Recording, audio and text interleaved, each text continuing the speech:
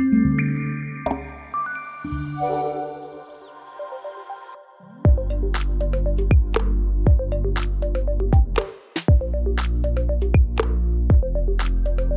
à tous, j'aimerais vous parler d'un aspect méconnu de la réforme de la facture électronique qui est le e-reporting. Cette loi a été définitivement adoptée dans le cadre de la loi de finances 2023 et l'aspect le plus connu est celui de la facture électronique.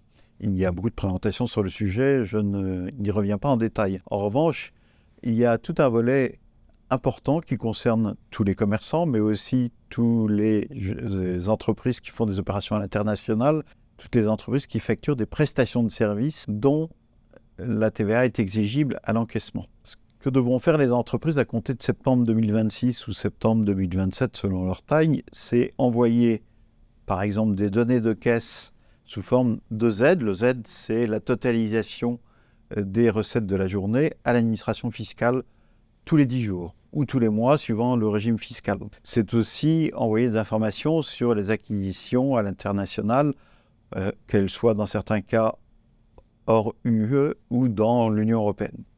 Et c'est enfin envoyer les informations de paiement pour les factures de prestation de services, parce que la base, c'est l'encaissement donc du paiement de ces prestations.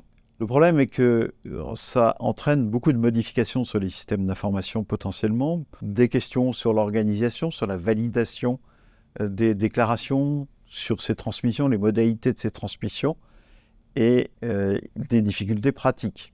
Prenons le cas par exemple d'un hypermarché. Dans un hypermarché, on a classiquement un gros hypermarché, une quarantaine à une cinquantaine de caisses enregistreuses, mais il y a aussi le drive, vous avez aussi le click and collect, vous avez aussi le carburant.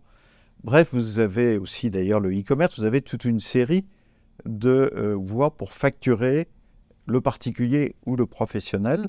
Et ces voies, donc, elles devront être analysées de manière à collecter l'information et l'envoyer à l'administration fiscale. Et comme en France, il y a au moins 4000 systèmes de caisse différents, donc il y a une grande variété et qu'il nous reste 2 ans et demi pour préparer tout ça, il y a donc un très gros travail de préparation et d'analyse avec de nombreuses questions pratiques.